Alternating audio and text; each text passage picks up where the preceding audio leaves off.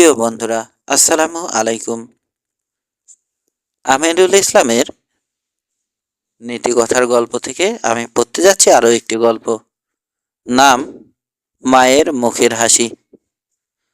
আলকামা অসুস্থ, মরণ যন্ত্রণায় সে ছটফট করছে। কিছুতেই তার রোগ সারছে না, অসহ্য ব্যথা শরীরে। তার স্ত্রী একদিন ছুটতে ছুটতে এলো মহানবীর কাছে। মহানবী তখন ধর্ম বিষয়ে আলাপে মগ্ন ছিলেন প্রিয় অনুসারীদের সঙ্গে। আলকামার স্ত্রী মহানবীর পায়ে লুটিয়ে পড়লেন। হে প্রিয় নবী, আপনি আলকামাকে রোগমুক্ত করে তুলুন। প্রিয় নবী জানালেন, তা কি করে সম্ভব? আলকামা কি কোনো অন্যায় করেছে জীবনে? আলকামার মা এলেন। হযরত তখন মোলায়েমভাবে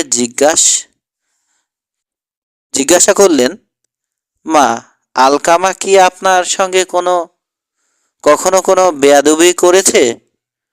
আলকামার বৃদ্ধা মা তখন বললেন, হ্যাঁ হযরত, আলকামা আমার পুত্র। সে সবসময়ই আমার সঙ্গে দুর্ব্যবহার করে, গালাগালি দেয় আমাকে।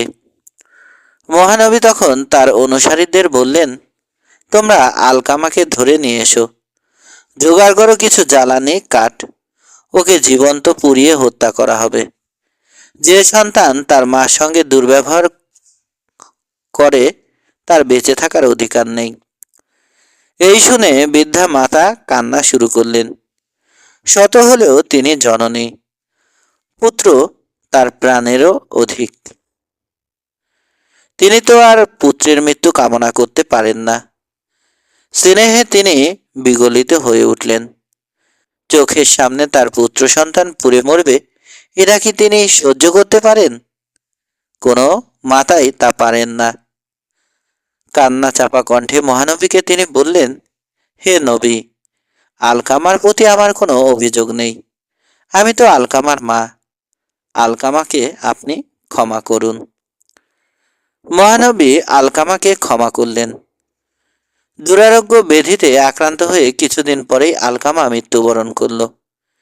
প্রিয় নবী আলকামার মৃত্যুর পর দাফন কাফনের যাবতীয় ব্যবস্থা করলেন। তারপর উপস্থিত মানুষদের বললেন, তোমরা সবসময় মনে রেখো, যে তার বাবা মাকে কষ্ট দেয়, বাবা মার মনে দুঃখ দেয়, সে মানুষ নয়।